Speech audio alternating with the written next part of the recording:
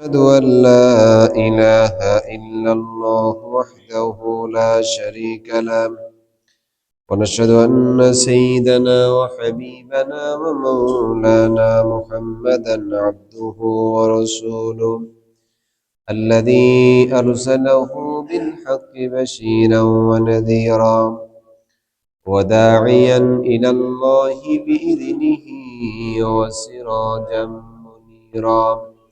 فقد قال الله تعالى في كلامه المجيد وفرقانه الحميد: أعوذ بالله من الشيطان الرجيم.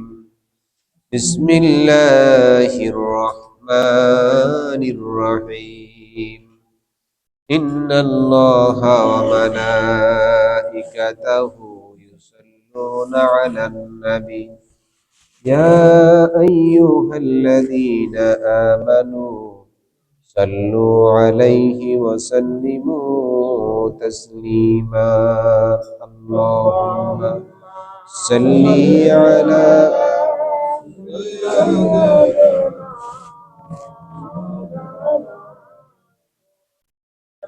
وعلى آل سيدنا.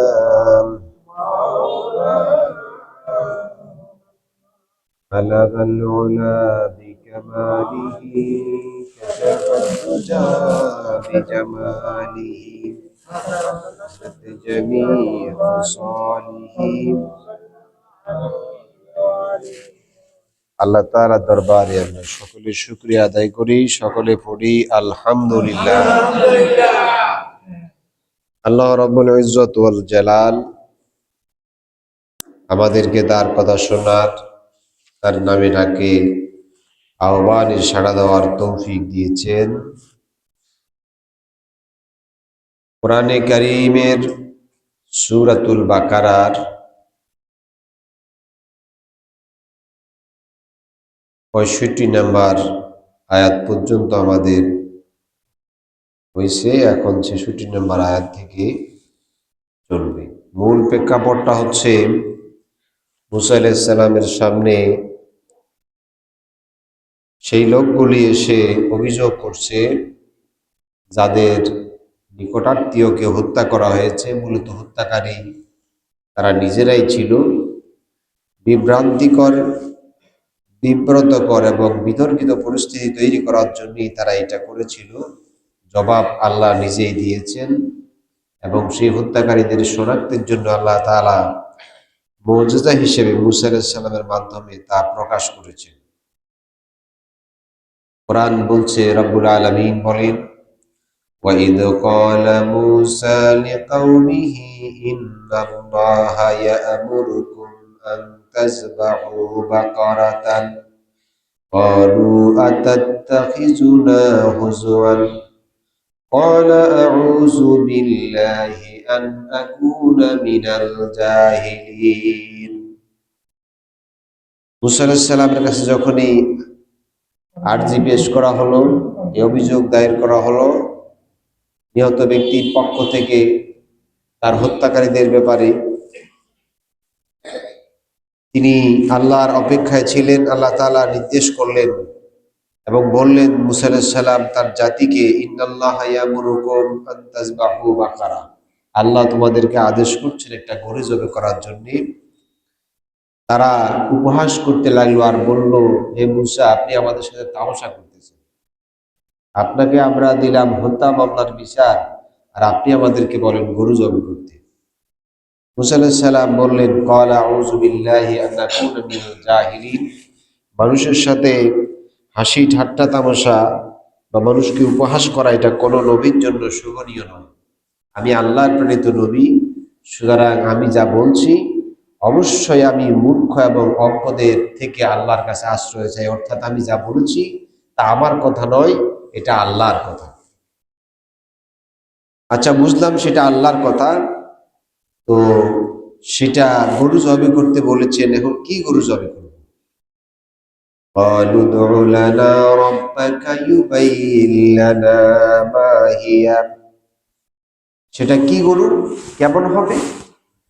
قال إنه يقول إنها بقرة لا فارض ولا بكر عوان بين ذلك فافعلوا ما تؤمرون মুসা আলাইহিস সালাম বললেন, সেটা এমন গরু যা একেবারেই বৃদ্ধও নয়, একেবারে কম বয়সীও নেই, এবং মধ্য বয়সী, দুইটার মাঝখানে।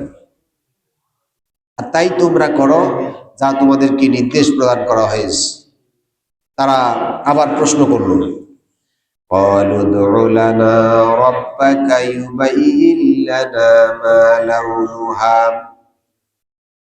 তারা প্রশ্ন করতে লাগলো যে গরুটা জবে করব তার রং কি হবে, কোন রঙের গরুটা আমরা জবে করব। আসলে একটা গরু জবে করে দিলেই হতো, কিন্তু মূল উদ্দেশ্য তারা আল্লাহর নবীকে বিভ্রান্তিতে ফেলায় এবং একটা পরিস্থিতির সৃষ্টি করা, যেহেতু হত্যাকারী সম্পর্কে তারা নিজেরাই জানে।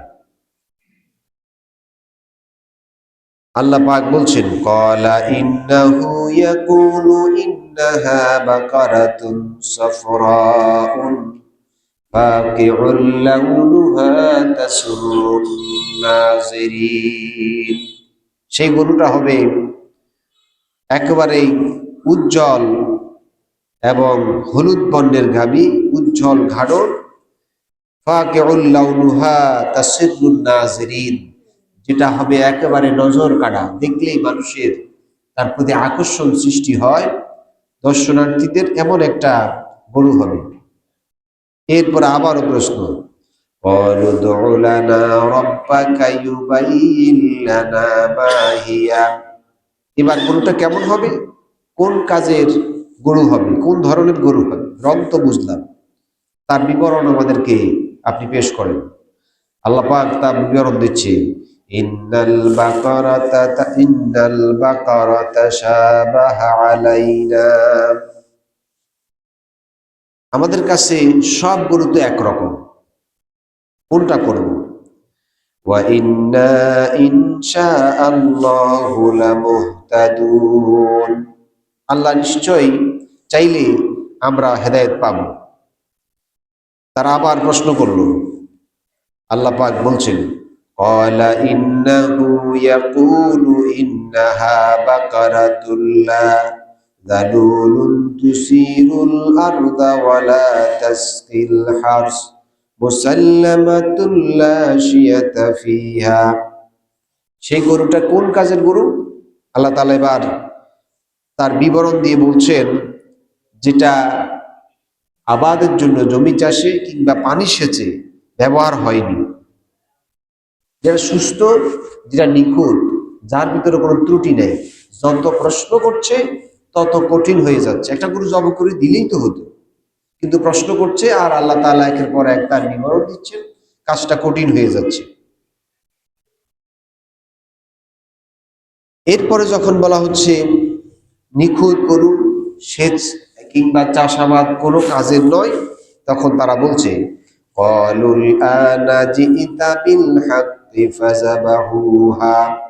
এরপরে বলছে, আপনি এখন ঠিক বলেছেন। যখন দেখছে যত প্রশ্ন করছি তত গরুর বিবরণ আসছে আর তা কঠিন হয়ে যাচ্ছে, তখনই তারা বলল যে এখন ঠিক আছে। আল্লাহ তাআলা আদেশ করলেন, ফাযাবাহুহা মা কাদু ইয়াফআলুন, তোমরা তাই করো যাই তোমাদেরকে করতে বলা হয়েছে। এরপরে তারা বলতে লাগলো, ওয়াইজ কাতালতুম নাফসান ফাদারাতুম ফিহা ওয়াল্লাহু মুখরিজুম মা কুনতুম তাকতুমুন। আর যখন তারা তাকে হত্যা করেছিল নিজেরাই, ফাদারাতুম ফিহা, এবং সেটা দোষারোপ তারা ফিরিয়ে দিয়েছিল অন্যের উপরে। ওয়াল্লাহু মুখরিজুম মা কুনতুম তাকতুমুন, যা তোমরা গোপন করো তা আল্লাহ প্রকাশ করবেন। অর্থাৎ এই গরুটি জবে করার পর তার একটি অংশ দিয়ে আদেশ করা হলো মৃত ব্যক্তিকে আঘাত করতে, আর মৃত ব্যক্তি জীবিত হলেন এবং তিনি নিজেই বললেন তাকে কারা খুন করেছে, তাকে হত্যাকারীদের নাম তিনি নিজে বললেন। এটি ছিল একটি মুজিজা, এটি ছিল নবীদের পক্ষ থেকে আল্লাহ তাআলার একটি কুদরত, যেটাকে মুজিজা বলা হয়। এই দৃশ্য দেখার পর তাদের তো উচিত ছিল মুসা আলাইহিস সালামকে বিশ্বাস করা, তাওরাতের প্রতি, আল্লাহর প্রতি ঈমান আনা, কিন্তু তারপরেও তারা এই জীবন্ত জ্বলন্ত চাক্ষুষ এবং বাস্তব মুজিজা, নবুয়তের প্রমাণ, আল্লাহর অস্তিত্বের প্রমাণ দেখার পরেও তারা আল্লাহকে বিশ্বাস করে না, বরং কি করেছে? সুম্মা কাসাত কুলুবুকুম মিন বা'দি যালিকা ফাহিয়া কাল হিজারা আও আশাদ্দু কাসওয়া। আল্লাহ তাআলা বলছেন, এই দৃশ্য, এই নিদর্শন দেখার পরেও ওদের অন্তরটা হিদায়াত তো দূরের কথা, বরং তার থেকে আগের চাইতে আরো বেশি রূঢ়, রুক্ষ এবং কঠিন হয়ে পড়েছে। এমনকি ক্ষেত্র বিশেষে তারা পাথরের চাইতেও কঠিন হৃদয়ের অধিকারী হওয়া শুরু করেছে। বস্তুত ওয়া ইন্না মিনাল হিজারাতি লামা ইয়াতাফাজ্জারু মিনহুল আনহার, কতগুলি পাথর এমন আছে যে পাথরগুলির মধ্য থেকে অনবরত প্রবাহমান ঝর্ণা ধারা চলমান আছে। ওয়া ইন্না মিনহা লামা ইয়াশাক্কাকু ফায়াখরুজু মিনহুল মাউ, আর কতগুলি পাথর এমন আছে বিদীর্ণ হয়ে আল্লাহর ভয়তে সেগুলি থেকে পানি বের হচ্ছে। ওয়া ইন্না মিনহা লামা ইয়াহবিতু মিন খাশিয়াতিল্লাহ, আর কতগুলি পাথর আল্লাহর ভয়তে ধসে পড়ছে। ওয়া মাল্লাহু বিগাফিলিন আম্মা তা'মালুন, তোমরা যা করছো আল্লাহ সব কিছু সম্পর্কে মোটেই অমনোযোগী নন। পাথর আর মানুষ জাহান্নামের ইন্ধন, যা দিয়ে জাহান্নামের আগুনকে ক্রমান্বয়ে বৃদ্ধি করা হবে, জ্বালানো হবে। আমরা চুলার মধ্যে, লার্কি চুলার মধ্যে আগুন দিতে গেলে প্রথমে আগুন ধরাবার জন্যে খুব হালকা জিনিস, যাতে আগুন খুব দ্রুত জ্বলে, এটা দিয়ে শুরু করি। এটাকে কি বলে? প্রথমে আগুন ধরানোর জন্য কি দেয়? শুকনা লার্কিতে যদি আগুন না হয় তখন কেরোসিন তেল দেয়, দেয়নি? তাতে কি হয়? শুকনা পাতা দেয়, তাতে আগুন দ্রুত বৃদ্ধি পায়। জাহান্নামের আগুনকে এইরকম করে খুব সহজে দ্রুত করে জ্বালাবার জন্য যে দুটো জিনিস ব্যবহার করা হবে, একটা হচ্ছে পাথর আর একটা হচ্ছে মানুষ। মানুষ হবে জাহান্নামের ইন্ধন। এই ভয়তে, জাহান্নামের আগুনের ভয়তে আল্লাহ তাআলার নিদর্শন হিসেবে পাথরগুলি ভীত সন্ত্রস্ত থাকে এবং এর ভিতর থেকে ঝর্ণা দ্বারা প্রবাহমান রয়েছে। পৃথিবীর যত জায়গায় ঝর্ণা দেখবেন, আমাদের দেশেও আছে, সীতাকুণ্ড আছে, বান্দরবনে আছে, এই ঝর্ণাগুলি থেকে পানি আসে এবং এই পানিগুলি হাজার হাজার ফিট উপরে পাথরের পাহাড়, সেই পাহাড়ের থেকে অনবরত বছরের পর বছর টানা পানির ধারা, ঝর্ণা আসতেছে, পানি আসতেছে। এখন এই পানির উৎস কোথায়? ওখানে তো আর নদী নাই, খাল নাই, বৃষ্টিও নাই, পানিগুলি অনবরত পরিষ্কার স্বচ্ছ পানি আসতেছে। আল্লাহ তাআলার কথা সত্য, ফায়াখরুজু মিনহুল মা, পাথরগুলি আল্লাহর ভয়তে রোনাজারি করে আর তার থেকে পানিগুলি নিঃসরণ হয়।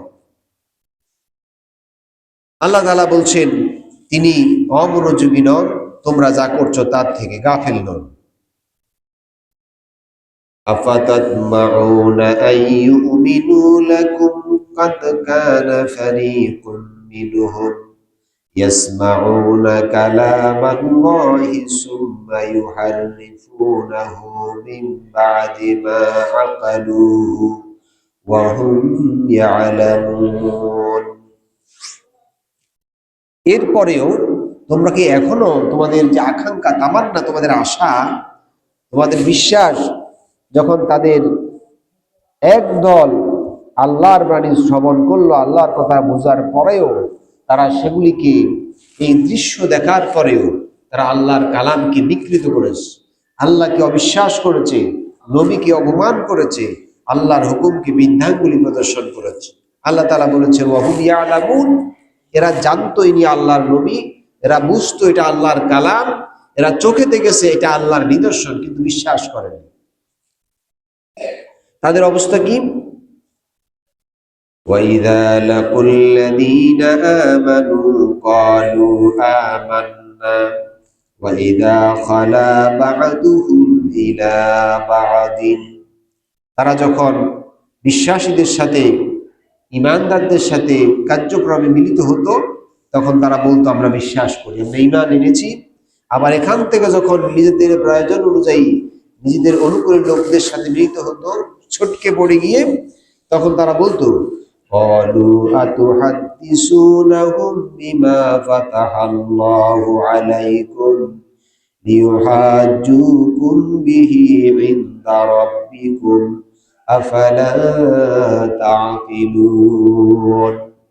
তারা قالوا أتحدثونهم بما فتح الله, তোমরা কি সেই কথা স্বীকার করছো, ব্যক্ত করছো যেটা সত্য, আল্লাহ তা যা বর্ণনা করেছেন, আল্লাহ যা প্রকাশ করেছেন ঈমানদারদেরকে, সেগুলি কি তোমরা বলে দিচ্ছ? এর দ্বারা তারা তোমাদের রবের সামনে তোমাদের বিরুদ্ধে ডকুমেন্ট আকারে ইউহাজ্জুকুম বিহি ইনদা রাব্বিকুম, তোমাদের রবের সামনে সেগুলির প্রমাণ দিবে। আফালা তাআকিলুন, তোমরা বুঝো না? অর্থাৎ ঈমানদারদের সামনে যখন ঈমানের দাবি করে, আবার প্রকাশ্যে গোপনে গিয়ে যখন নিজেরা একসাথ হয়, তখন তারা নিজেরাই বলা বলি করে এইটা যে আল্লাহর কিতাব, ইনি যে আল্লাহর নবী, আর যা দেখছো তা যে আল্লাহর নিদর্শন, এই সব কিছু কি তোমরা ঈমানদারদের সাথে প্রকাশ করছো, স্বীকার করছো?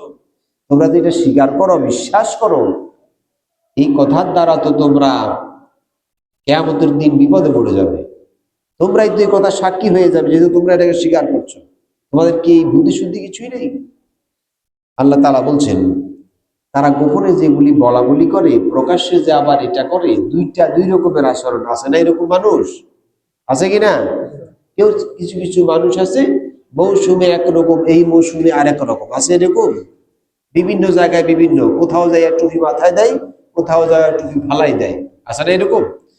অর্থাৎ ঈমানের দাবি তার কাছে একটা নির্দিষ্ট পরিসরের মধ্যে, আর পার্থিব লাভ, পার্থিব সুবিধা, প্রয়োজনীয়তাকে সে আরেক জায়গায় আলাদা করে রেখেছে। এই দুটো অবস্থা তাদেরকে ঈমান থেকে খারিজ করে দিয়েছে, তারা বিপদগ্রস্ত হয়েছে। আল্লাহ তাআলা বলছেন তাদের সম্পর্কে, আওয়ালা ইয়ালামুনা আন্নাল্লাহা ইয়ালামু মা ইউসিররুনা ওয়া মা ইউলিনুন, তারা কি জানে না নিশ্চয় আল্লাহ সবকিছুই জানেন, যা তোমরা প্রকাশ করো, যা তোমরা গোপন রাখো। প্রকাশ্য এবং গোপন সবকিছুই কে জানেন? আল্লাহ সুবহানাহু ওয়া তাআলা জানেন। আল্লাহর জ্ঞানের আড়ালে, আল্লাহর জ্ঞানের বাহিরে, তার দৃষ্টির আড়ালে কোনো কিছুই নাই। সবকিছু তিনি জানেন এবং তার সামনে সবকিছুই বর্তমান। وَمِنْهُمْ أُمِّيُّونَ لَا يَعْلَمُونَ الْكِتَابَ إِلَّا أَمَانِيَّ وَإِنْ هُمْ إِلَّا يَظُنُّونَ, তাদের মধ্য থেকে কতিপয় মূর্খ লোক আছে যারা মন ভুলানো কথা, মনের আবেগে, অনুভূতিকে কাজে লাগিয়ে বিভিন্ন কথা তারা বলে কিতাব সম্পর্কে। ওয়াইনহুম ইল্লা ইয়াজুন্নুন, আর তারা সমস্ত বিষয়গুলিকে ধারণার উপরে বিবেচনা করে। অর্থাৎ কিতাবের যে কথাগুলি, আল্লাহ এবং পরকালের যে নির্দেশগুলি, সেগুলিকে তারা নির্দিষ্ট করে খুব কম ভাবে বলে, যেগুলি সম্পর্কে তারা পড়াশোনা করে নাই, আন্দাজে বলে। অর্থাৎ নিজেদেরকে কিতাবের জ্ঞানী, কিতাবের অনুসারী, বিশ্বাসী বলে দাবি করে, কিন্তু কিতাবের ব্যাপারে যে সমস্ত জ্ঞান রাখা দরকার, যে সমস্ত পড়াশোনা দরকার, জানা দরকার, সেগুলি তাদের নাই, আন্দাজে কথা বলে। এখনো অনেক মুসলমান আছে, আমরাও সূরা ফাতিহা জিজ্ঞেস করলে অনেকে পড়তে পারবো না, আছে না এরকম? সূরা ফাতিহার অর্থ জিজ্ঞেস করলে তো পারবি না, আছে এরকম? সারা জীবন পড়েছে, নামাজের মধ্যে প্রত্যেকটা নামাজের প্রত্যেক রাকাতে সূরা ফাতিহা আছে, আছে? কিন্তু অর্থ জানে না, এরকম বহু মুসলমান আছে। এটা তো বোঝার দরকার যে আমি পড়াশোনা যে করছি, যেটা পড়ছি, এই আয়াতটা, এই সূরাটা, এটা তো কমন সূরা। এর অর্থ কি, এর উদ্দেশ্য কি, এদিকে আমাকে কি মিন করা হচ্ছে, কি বোঝানো হচ্ছে, আমরা অনেকে এইটা জানি না। সেই সময়কার লোকগুলিও তারা কিতাব জানতো না, আন্দাজে বলতো, নবীর সামনে আন্দাজে বলতো। তাদের উদ্দেশ্য ছিল আল্লাহর প্রেরিত নবীকে বিভ্রান্তকর পরিস্থিতিতে পালানো। নবী নিজের থেকে কোনো কথা বলেন না, সব কথা কার? আল্লাহ। দেখেন তারা ফতুয়াও দিয়ে দিত। আল্লাহ পাক বলেন, ফাওয়াইলুল লিল্লাযীনা ইয়াকতুবুনাল কিতাবা বিআইদিহিম সুম্মা ইয়াকুলুনা হাযা মিন ইনদিল্লাহ লিয়াশতারু বিহি সামানান কলিলা। ফাওয়াইলুল লিল্লাযীনা মিম্মা কাতাবাত আইদিহিম। আল্লাহ পাক বলছেন, তাদের জন্য ধ্বংস যারা নিজ হাতে কিতাব রচনা করে, নিজ হাতে যারা কিতাব বানায়, এদের জন্য ধ্বংস। এরা নিজেরা কিতাবগুলি বানিয়ে সুম্মা ইয়াকুলুনা হাযা মিন ইনদিল্লাহ, আর বলে এটা আল্লাহর পক্ষ থেকে। কার পক্ষ থেকে? বর্তমান সময়ে বর্তমান যে বাইবেল, যেটাকে তারা মানে আল্লাহর বাণী বলে তারা প্রচার করে, বিশ্বাস করে, এই বর্তমান বাইবেল কোনো অবস্থাতে আল্লাহর কিতাব নয়। তাদের স্বীকৃতি, তাদের স্বীকার অনুযায়ী এই বাইবেলটাকে 48 বার সংস্কার করা হয়েছে। এই 48 বার সংস্কার করা বাইবেল, এটা কি আল্লাহর কিতাব না মানুষের? মানুষের বানানো, অথচ তারা সেটাকেই পুঁজি করে সেইটাকেই তারা আল্লাহর কিতাব বলে চালায়। আর এর অর্থ হচ্ছে এই দিয়ে তারা পৃথিবীর বিনিময়কে, পৃথিবীর কল্যাণকে তারা সামান্য বিনিময়ে গ্রহণ করে, অর্থাৎ দুনিয়ার লাভকে তারা অগ্রাধিকার দেয়। আল্লাহ পাক আরো বলেন, ওয়াইলুল লাহুম মিম্মা কাতাবাত আইদিহিম ওয়াইলুল লাহুম মিম্মা ইয়াকসিবুন। যারা নিজ হাতে কিতাব তৈরি করলো, রচনা করলো, এবং সেই কিতাব দিয়ে পৃথিবীকে অর্জন করলো, পার্থিব লাভ অর্জন করলো, পরকালের বিসর্জন দিয়ে, এদের জন্য রয়েছে জাহান্নাম। এই কিতাব দিয়ে তারা যা অর্জন করবে, অর্থাৎ নিজ হাতে রচিত কিতাব আল্লাহর বলে চালিয়ে দিয়ে, আল্লাহর কিতাবকে অবজ্ঞা করে, এই কিতাবের অনুসরণ করে তারা নিজেদেরকে বিবাদগ্রস্ত করলো। এরপরে তাদের আরো ফতুয়া, এই কিতাব ব্যবহার করে তারা ফতুয়া দেয়। কি ফতুয়া দেয়? وقالوا لن تمسنا النار إلا أياما معدودة قل أتخذتم عند الله أحدا। আমরা অল্প কিছুদিন ছাড়া, নির্দিষ্ট কিছুদিন ছাড়া জাহান্নামে থাকবো না, আমাদের অল্প মাত্র শাস্তি হবে। আল্লাহ পাক বলছেন, হে রাসূল আপনি বলেন, কুল আত্তাখাযতুম ইনদাল্লাহি আহাদান, তোমাদের সাথে কি আল্লাহর সাথে চুক্তি হয়েছিল, ওয়াদা অঙ্গীকার এরকম হয়েছিল যে যেটা বলছো? ফালাই ইয়াখলিফাল্লাহু আহদাহু, আল্লাহ কখনোই তার ওয়াদাকে খেলাফ করেন না। আল্লাহর ওয়াদা, আল্লাহ যা করেন তাই করেন। আম তাকুলুনা আলাল্লাহি মা লা তা'লামুন, অথবা তোমরা কি যেটা বলছো আল্লাহ সম্পর্কে, যে সম্পর্কে তোমরা নিজেরাই জানো না, অর্থাৎ ঐশী বাণী সম্পর্কে, আল্লাহর কিতাব সম্পর্কে না জেনে নিজেরা নিজেদের মতো করে নিজেদের মন্তব্যগুলি তারা উপস্থাপন করছে, নবীর কথাগুলিকে তারা বৃদ্ধাঙ্গুলি প্রদর্শন করছে। আজ আমাদের দুঃখের বিষয় হলো, বনী ইসরাঈল সেই উম্মতের মতো আমাদেরও অবস্থা সেই রকম হয়েছে। নিজের অজান্তেই আমরা কিতাবের বিরুদ্ধে কথা বলছি। আমার তো আগে উচিত কিতাবটা পড়ে দেখা। পৃথিবীতে, ইউরোপ, আমেরিকায় হাজার হাজার খ্রিস্টান, ইহুদি, নন মুসলিম মানুষ, নর এবং নারী সমানে কোরআন পড়তেছে আর মুসলমান হচ্ছে। আর দুর্ভাগ্যক্রমে আমরা মুসলমানরা কোরআনটা পড়ি নাই। এত কপাল পড়া, অনুবাদ বদলেও তো এতটুকু বুঝে যে কোরআনের মূল বক্তব্যটা এখানে কি। গুরুত্বপূর্ণ বিষয়, টেকনিক্যাল বিষয় যদি নাও বুঝে, মূল বক্তব্যটা তো বুঝে না। এই যে এদিন একটা মহিলা বলতেছে যে সাইড বিয়ের অধিকার কে দিয়েছে, আমরা কি দিছি? আরে ভাই, সাইড বিয়ার অধিকার তুমি দাও নাই, কে দিছে তোমার জানার দরকার কি? মানুষ যিনি সৃষ্টি করছেন এটা তো তারই কথা। আর সাইড বিয়া তো ফরজও নাই, ওয়াজিবও না, এটা ক্ষেত্র বিশেষে প্রয়োজন সাপেক্ষে জায়েজ বলা হয়েছে। তাও আল্লাহ করেছেন, কেউ করেন নাই। কে করেছেন? আল্লাহ তাআলা করেছেন। তো এই যে কথাগুলি বললো, তার কথার দ্বারা সে নিজে কি হয়ে গেল? কোরআনের বিপক্ষে তার কথাটা চলে গেল। এইভাবে অসংখ্য মুসলমান আমরা এই ভুলগুলো করতে থাকি। এগুলি কোনো অবস্থাতেই আমাদের করা উচিত নয়। প্রত্যেক মুসলমানের উচিত কোরআনটাকে বুঝে পড়া। আল্লাহ পাক এরপরে বলছেন, বালা মান কাসাবা সাইয়্যাতাও ওয়া আহাতাত বিহি খাতিআতুহু ওয়া উলাইকা আসহাবুন নারি হুম ফিহা খালিদুন। অবশ্যই যারা মন্দ কাজ, পাপের কাজ এবং সেগুলি অর্জন করবে, কিয়ামতের দিন সেগুলি তাকে পরিবেষ্টন করবে।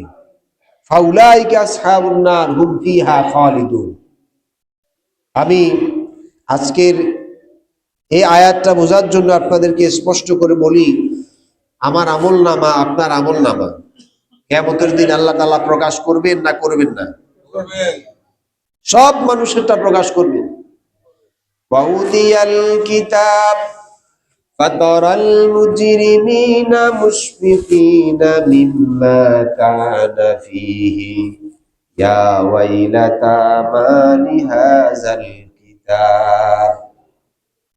অপরাধীরা ভীতসন্ত্রস্ত হয়ে, নতজানু হয়ে, মস্তক অবনত করে বিনয়ের স্বরে বলবে, মা লিহাযাল কিতাব, অবাক হয়ে যাবে, এই কিতাব লা ইউগাদিরু সাগীরাতান ওয়ালা কাবীরাতান, ছোট বড় কোনো কথাই তো বাদ যায়নি।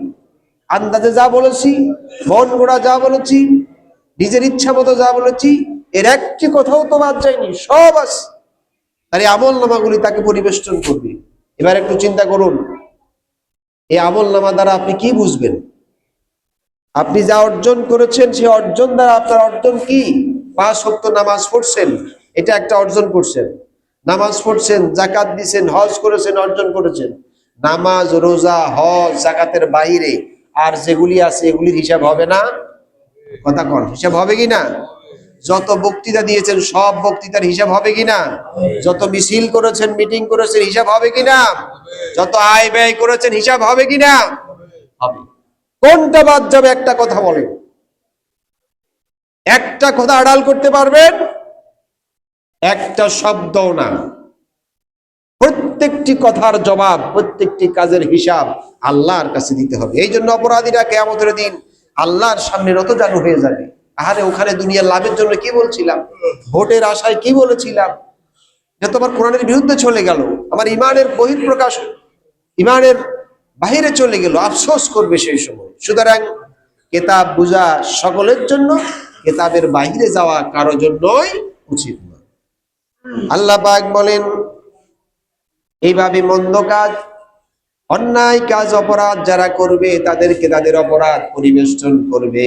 অন্যদিকে কোরআন যারা মানবে, নবীকে যারা অনুসরণ করবে, আল্লাহর হুকুম যারা মানবে, তাদের ভালো কাজগুলি তাদের সামনে হাজির হয়ে যাবে। রব্বুল আলামিন বলেন, ওয়াল্লাযীনা আমানু ওয়া আমিলুস সলিহাতি উলাইকা আসহাবুল জান্নাহ হুম ফিহা খালিদুন। যারা ঈমান আনবে, সৎ কাজ করবে, তারা জান্নাতের অধিবাসী হবে, অনন্তকাল জান্নাতে তারা অবস্থান করবে।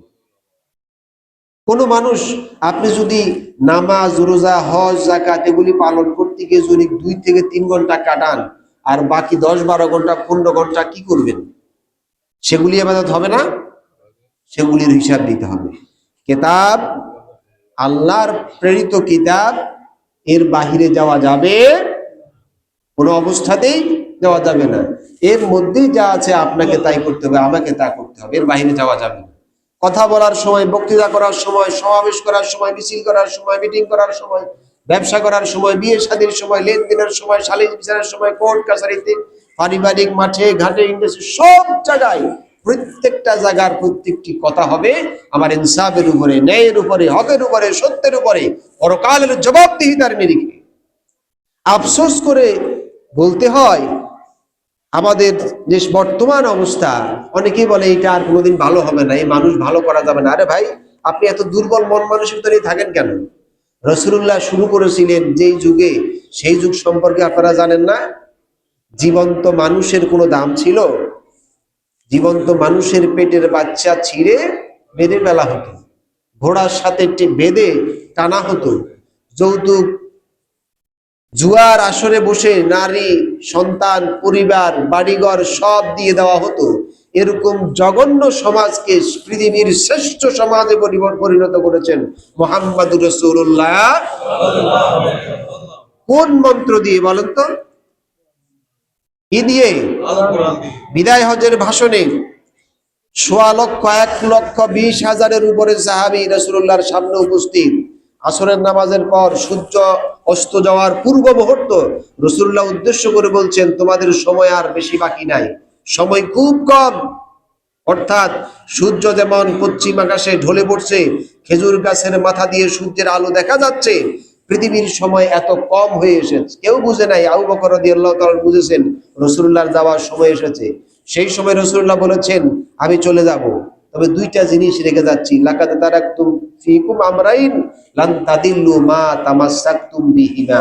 একটা হচ্ছে সুন্নতে রাসূলুল্লাহ সাল্লাল্লাহু আলাইহি ওয়াসাল্লাম, আমার আদর্শ। আরেকটা হচ্ছে কিতাব আল্লাহ, আল্লাহর কিতাব। এই দুইটা যদি যতদিন ধরে রাখতে পারবে, কোনোদিন তোমরা পথ হারা হবে না।